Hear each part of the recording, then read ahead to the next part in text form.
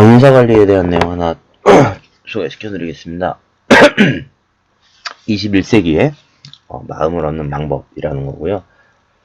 저번에 소개해 드렸던 그 네 가지 변화 요인과 마찬가지로 맥킨지 쿼털리 2016년 4월호에 실린 글입니다. 마찬가지로 이것도 승장 후배가 번역을 해주셨어요. 원래 아티클은 이제 이렇게 생겼었고요. 자, 서론. 자, 요즘에 직원들 보면 경제 위기나 대규모 정리해고를 경험하면서 특히나 이제 우리나라는 더 그러죠. 미국도 이제 이런 게 좀 나오나 본데 조직 충성심이나 몰입이 이제 많이 떨어졌죠. 그래서 잦은 이직이 뉴 노멀, 그러니까 새로운 하나의 이제 일반적인 형태로 취급이 되고, 밀레니얼즈, 그러니까 1980년생부터 2000년생을 이제 이렇게 부르나 봐요, 미국에서는. 이런 사람들은 자기의 인생의 전체 경력에서 한 15개에서 한 20개 직장을 경험할 것으로 예상이 되고 있다. 이게 이제 우리나라는 이 정도까지는 아니죠. 근데 이제 제가 아는 분은 한 6개, 7개 직장도 옮겨 다니고 했던데, 한 15년 동안. 이제 그럴 수 있다라는 거예요. 반면에 이제 중간 관리자들, 그러니까 이 이상급이 되죠. 80년 이전, 한 70년대생들 이후 이제 탑에서 바텀으로 의사 전달해야 되는 이 중간 관리자 계층이 점점 약해지고 있다는 겁니다. 그러니까 밑에서는 잦은 이직을 하게 되고 중간 관리층은 약해지고 이런 두 가지 상황이 겹쳐지면서 위에서는 조직 변화를 위해서 막 노력하게 되겠지만 아래에서는 잘 받아들이지 않고 저항하면서 노력이 수포로 돌아가게 되는 이런 경우들이 많이 생긴다. 미리 말씀드리지만 이 글은 마찬가지로 앞서 얘기했던 글도 그렇고 조직 변화를 어떻게 이끌 수 있을까에 대한 주제를 가지고 나온 글이에요. 자, 그래서 중간 관리자들은 이제 새롭고 창의적인 방법을 찾아야 된다. 그러면 이제 이전과 다른 어떤 환경들이 있잖아요. 그럼 그 환경을 어떻게 이용해서 할 거냐, 이제 그런 부분이죠. 그래서 기술의 발전, 디지털 환경이나 소셜미디어의 영향으로 이제 그런 거를 통한 새로운 가능성이 있다. 그리고 밀레니얼즈라고 하는 이 새로운 세대가 중점적으로 고려가 되어야 된다. 그런 부분들을 고려했을 때 어떻게 해야 될까? 그런 내용들을 소개하고 있는 겁니다.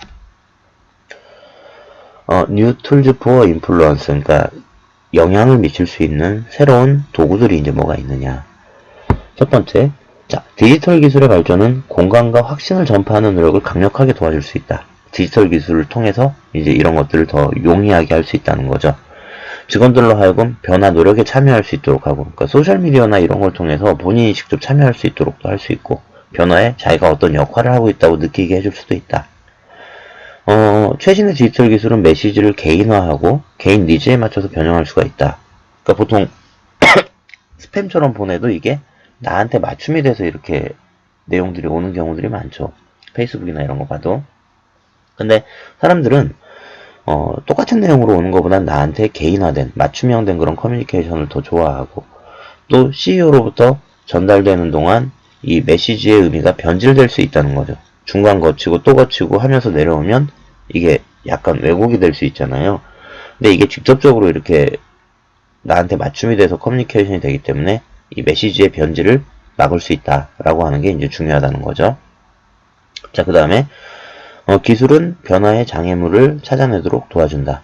이 변화의 장애물이라고 하는 거는 앞서서도 말씀드렸었지만 개인들의 능력과 지식을 본인들이 과대평가한다는 거예요. 그래서 변화의 필요성을 못 느끼게 되는데 그런 것들을 확인을 시켜준다는 거죠. 네 능력은 요만큼이다 라는 거죠. 보통 이제 핏빛, 이게 행동 트래커라고 그러는데 핏빛을 활용해서 개인 활동 영역을 확인하고 성과 책임을 지을 수 있다. 이게 보니까 무슨 건강이나 이런 스마트워치 같은 거라고요. 그러니까 자기가 얼마나 활동을 하고 있고 이런 것들을 이렇게 확인해주는, 이렇게 이렇게 차고 다니는 그런 거던데, 스마트워치 같이 이제 그런 비슷한 건데 이제 그런 걸 통해서 개인의 활동 영역을 확인하고 성과 책임을 지을 수 있다. 그래서 자기가 이 정도다라고 하는 거를 알 수 있게 해준다라는 거고요. 그 다음에 이제 설문 시스템이 발달하면서 더 솔직한 의견들을 모을 수 있다. 그래서 CEO가 생각하는 이해도와 직원 간의 이해도, 이 차이를 찾아낼 수도 있다라는 거죠. 근데 맥킨지 보고서에 따르면 일반적으로 관리자들은 자기가 직원들에게 전달한 메시지의 영향력을 항상 과대평가한다고 그래요. 그러니까 갭이 항상 존재한다는 거죠. 그러면 그 갭이 얼마나 있는지를 설문 시스템이 발달돼서 더 솔직한 의견을 받아서 그 갭을 확인시켜 줄 수도 있다. 이런 게 이제 도움이 된다는 거고요.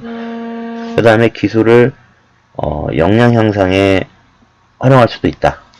그래서 인트라넷 같은데 이제 성공 스토리를 공유해서 개인이나 팀의 노력 증진을 자극시킬 수 있다.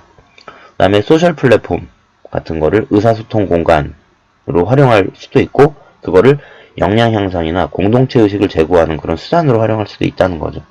마치 이제 광고하고 홍보하고 캠페인 하듯이 끌어갈 수도 있다. 물론 이거 잘못하면 이제 떨어집니다. 구독률이나 이런 게 떨어질 수 있겠죠. 그 다음에 이제 롤모델링을 위한 분석을 제공해서 영향력의 가속도를 높일 수가 있다. 그러니까 그 롤모델링이라고 한 게 예전에는 뭐 높은 사람, 뭐 이런 사람들만 좋아했는데, 오히려 이제 일반인들 중에서 인플루언스를 찾는 거죠. 사내에서 변화 혁신하는 사람을 찾아서 그런 사람이 존경받고 변화 성공에 중요한 역할을 하도록 할 수 있는, 그래서 내 옆에 있는 사람도 이렇게 변화하고 있구나 라고 느낄 수 있도록 이제 만들어줄 수도 있다라는 거죠. 자, 그 다음에 New Employees, New Challenges. 그러니까 새로운 근로자들의 세대가 등장을 했다라고 하면 그거에 대해서 새롭게 좋은 점도 있고 새로운 도전적인 과제들도 생긴다는 거죠. 풀어야 될 것도. 자, 새로운 밀레니얼즈의 특징을 이해해야 된다는 겁니다. 자, 지금의 이렇게 연결되어 있는 디지털 세상은 서로의 생각과 행동을 공유할 수 있게 해준다는 거예요. 그리고 요 세대는 뭐 인스타그램, 뭐 스냅챗, 뭐 인스타그램이나 뭐 스냅챗 이런 거 다 SNS 기반이죠. 옐프, 저도 이게 몰라서 찾아봤는데 SNS 기반의 뭐 식당을 알아본다든지 어떤 후기를 알아본다든지 영화를 알아본다든지 이런 것들을 좀 공유하는 그런 채널이라고 그러더라고요. 그 다음에 트위터 이런 걸 통해서 단서를 찾는다. 과거처럼 선배의 얘기 이런 게 이제 정답이라고 생각하지 않는다는 겁니다. 탑 매니지먼트가 아닌 모든 사람들을 통한 리얼타임 의사소통을 기대를 하고 있고요. 또 의심이 많아서 실제 진행된 게 아닌 그런 변화 스토리는 통하지 않는다. 실예가 있어야 된다. 그리고 그 사람들의 마음이나 정신을 바꾸려면 어떤 스토리가 일반적인 스토리가 아니라 자기 개인에게 의미가 있어야 된다. 특히 젊은 직원들일수록 그래서 저 얘기가 나랑 뭔데? 이제 이렇게 받아들인다는 거죠. 그리고 최근에 뭐 이런 그 세대들을 인터뷰해보면 직장에 남을지 말지의 어떤 결정 기준이 자기가 로열티나 이런 게 아니라 내 능력이 여기서 어떻게 쓰이고 있느냐 그 의미와 목적에서 많이 찾는다라고 되어 있고요. 그 다음에 두 번째 측면에서 기술이 발전하는 거는 회사에 그럼 도움만 되느냐 아니다. 해가 되는 부분도 이제 있을 수 있다라고 하는 거죠. 자, 글래스도어라는 사이트가 있대요. 저도 찾아봤는데 미국에서 그러니까 뭐 급여나 그 직장의 처우나 이런 거에 대해서 이제 뭐 서로 인터뷰하고 그런 내용들을 막 올리고 하는 그런 사이트라고 그래요. 그래서 직원들이 다른 회사의 연봉이나 처우를 쉽게 찾아낼 수가 있다는 겁니다. 그리고 그러다 보니까 회사의 방향이나 자신의 처우에 대해서 맞냐, 적합하냐 이런 것들을 충분히 개인들이 생각해 볼 수 있다는 거죠. 그리고 이 특징들에 따라서 회사가 직원들을 붙잡으려고 보상에 집중할 수도 있는데 어떤 직원들은 그런 것보다 유연근무나 재택근무 이런 걸 더 좋아할 수도 있다라고 하는 거죠. 삶의 패턴이 바뀌었으니까.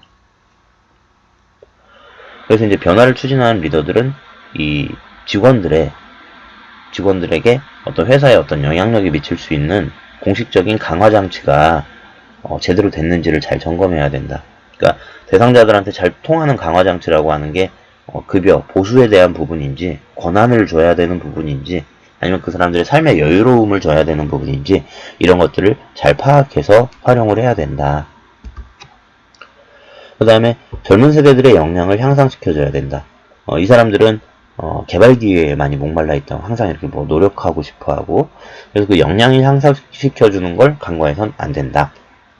맥킨지 연구에 따르면 요 밀레니얼즈 세대가 승진 기회에 되게 열정적이고 학습 프로그램 참여에 되게 수용하는, 그러니까 뭔가 공부를 시키려고 하면 옛날 세대들은 일이나 시키지 왜 공부를 시켜? 이제 이런 거였다고 하면 이 사람들은 계속 끊임없이 학습하고 싶어 한다는 거예요. 아마 이게 그 하나의 직장이 오래 있고 이런 게 아니기 때문에 옮겨 다니려고 하다 보니까 뭔가 이제 자기 영역을 파괴되고 이제 이런 특성들이 나타난 게 아닌가라는 거죠.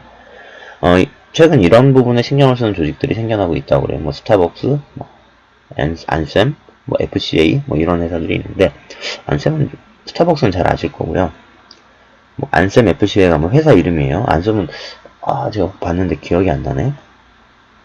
어쨌든 요 가운데서 스타벅스 얘기만 들면 고졸 출신 고졸 출신 사원들에게 대학을 간다고 하면 전액 다 어떤 사람이든지 비정규직도 다 지원하는 뭐 이런 프로그램이 운영되고 있다고 합니다. 미국 얘기예요. 그래서 인력이 변화하고 그러니까 구성원들의 어떤 인식이나 패턴이 변화하고 그다음에 어떤 첨단의 디지털 도구를 조직이 좀 이해를 해야 된다. 그래서 그런 두 가지 요소를 가지고서 이 두 가지 변화의 요소들을 잘 가다듬을 수 있는 그런 리더들이 직원들의 거부감을 줄이고 영감을 줄 수 있을 거다. 그래서 이런 그 환경을 잘 활용해서 새로운 세대들의 마음을 잘 붙잡으시라 라는 게 이제 요 글의 결론입니다. 자, 여기까지 들어주셔서 고맙습니다. 마치겠습니다.